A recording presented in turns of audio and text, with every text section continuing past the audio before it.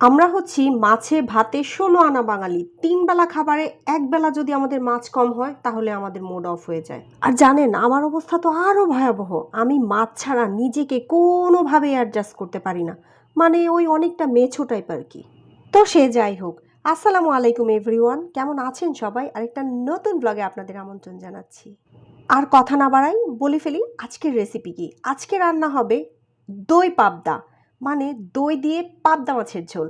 তো চলেন দেখি কিভাবে কি করি। এই পাবদা মাছ কিন্তু সবজির সাথে খুব একটা অ্যাডজাস্ট করতে পারে না, আমার তো ভালো লাগে না, আবার ভুনা খেতেও খুবই একঘেয়েমি লাগে। সেই সব চিন্তা থেকেই ভাবলাম একটু ডিফারেন্ট কিছু যদি করা যায়, সেজন্যই দই দিয়ে পাবদা মাছের ঝোল। এখানে আমি 5টা মিডিয়াম সাইজের পাবদা নিয়েছি। তারপর এগুলোকে ভালো করে কেটে বেছে ধুয়ে একদম ভালো করে লবণ দিয়ে লেবু দিয়ে ক্লিন করে নিতে হবে। কিন্তু পানিটা ঝরিয়ে ওদের গায়ে হলুদ দিতে হবে সুন্দর করে, একটু মরিচ, পরিমাণ মতো হলুদ আর পরিমাণ মতো লবণ দিয়ে মাখা মাখা করে নিতে হবে। মানে ওদের গায়ে হলুদ দিতে হবে, সুন্দর করে ডলাই মলাই করে ম্যাসাজ করে দিতে হবে, যেন সব জায়গায় ঠিকঠাক মতো হলুদ মরিচ লবণ পৌঁছায়। একটু লেবুর রসও দিয়েছিলাম, কারণ মাছ থেকে একটা আষ্টে গন্ধ আসে, সেটা কিন্তু ভালো লাগে না খেতে, এর জন্য লেবুর রসটা দেয়া। এবার ওরা ম্যারিনেট করা থাকুক আর দেখি চলেন কি কি লাগে। এখানে 2 টেবিল চামচ কালো সর্ষে, 1 টেবিল চামচ হলুদ সর্ষে, 2 টেবিল চামচ টক দই, আর আছে 4-5টা পেঁয়াজ বাটা। এরপর সর্ষেগুলোকে ভালো করে পানি দিয়ে পরিষ্কার করে 2-3টা কাঁচামরিচ একটু লবণ দিয়ে শিলপাটায় সুন্দর করে বেটে নিতে হবে, মিহি করে বাটতে হবে। এবার হচ্ছে খতরনাক পার্ট, মানে মাছগুলো ভাজতে হবে। পাবদা মাছ বুঝছেন, মাছ না, এটা হচ্ছে এক একটা বম। আগুনে দেওয়ার সাথে সাথে এগুলো ফুটে ওঠে, ভয়ঙ্করভাবে ফুটে ওঠে। তো আপনাকে ঢাল তলোয়ার নিয়ে প্রস্তুত থাকতে হবে, যেন ফুটলে আপনার গায়ে চলে না আসেন। দেখেন কি ভয়ানকভাবে ফুটতেছে এগুলো, মানে একদম কিচেনটাকে একাকার করে ফেলছে এরা। এরা খুবই ডেঞ্জারাস, একটু কেয়ারফুল থাকেন ভাজার সময়, নয়তো কিন্তু যে কোনো ধরনের ইনসিডেন্টস হয়ে যেতে পারে। আমার কাছে পাবদা মাছ একটু কড়া করে ভেজে খেতেই ভালো লাগে, এর জন্য আমি 2 পাশ উল্টে পাল্টে ভালো করে কড়া করে ভেজে নিয়েছিলাম।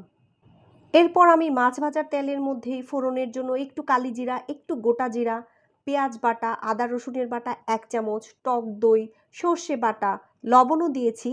আর হচ্ছে দিয়েছি বেসিক যেই মশলা আছে, ধনে গুঁড়া, হলুদ মরিচের গুঁড়া, এগুলো। এখানে আমি ধনে গুঁড়া ইউজ করিনি, আপনারা চাইলে ইউজ করতে পারেন। এগুলো দিয়ে ভালো করে একটু নাড়াচাড়া করে নিব, তারপর অল্প একটু পানি দিয়ে ঢেকে দিব। এবার ঢাকনাটা খুলে মশলাটাকে আরেকটু কষায় নিব, একটু ভালো করে কষায় নিব যতক্ষণ না পর্যন্ত তেলটা উপরে উঠে আসে। তেলটা উপরে উঠে আসার পরে আসল খেলা, ঝোলের পানি দিয়ে দিব। কোনো মাছ দেয়া দেরি নেই, ডাইরেক্ট ঝোলের পানি দিয়ে দিব। পরিমাণ মতো যে যতটুকু ঝোল খেতে চান পরিমাণ মতো ঝোলের পানিটা দিয়ে দিবেন, ঢেকে দিবেন। ঢাকনাটা উঠায়ে যখন বলক চলে আসবে তখন এক এক করে ভাজা মাছগুলো দিয়ে দিবেন। অনেক রকম করেই তো পাবদা মাছ খান নিশ্চয়ই, তো মাঝে মাঝে এরকম করেও খেয়ে দেখেন, খুবই ভালো লাগবে। এখন এটাকে আমি মিসাইল বানাবো। নামানোর আগে আগে 3-4টা কাঁচামরিচ, জিরের গুঁড়া, তারপর ধনেপাতা কুচি, আর একটা টুইস্টেড জিনিস, সেটা হচ্ছে মৌরির গুঁড়া। এটা দিয়ে দেখেন আপনার খেলা পুরাই চেঞ্জ হয়ে যাবে, এটাই হচ্ছে আসল মজা। এই যে মৌরির গুঁড়াটা দিলাম, এটাই পাবদা মাছের টেস্টটাকে এনহ্যান্স করবে এবং এটার ফ্লেভারটাকে অন্য লেভেলে পৌঁছায় দিবে। আপনারাও চাইলে ট্রাই করে দেখতে পারেন। আর শোনেন শোনেন, একটা কথা বলি, যদি রেসিপিগুলো ভালো লেগে থাকে তাহলে একটা লাইক দিয়েন, কমেন্ট করে জানায়েন, আর চ্যানেলটা সাবস্ক্রাইব করে দিয়েন। তো আমি আর আজকে কথা বাড়াতে পারছি না, আমি এখন এটাকে খাবো, এনজয় করব। দেখেন কি লেভেলের যে টেস্ট হয়েছে, এটা আমি আপনাকে বোঝাইতে পারবো না। আপনারা যতক্ষণ না পর্যন্ত নিজেদের ঘাড়ে নিয়ে এটাকে রান্না করে খাবেন ততক্ষণ পর্যন্ত বুঝতে পারবেন না এটা কি লেভেলের ভালো হয়েছে। তো আজকে এই পর্যন্তই, বাই বাই।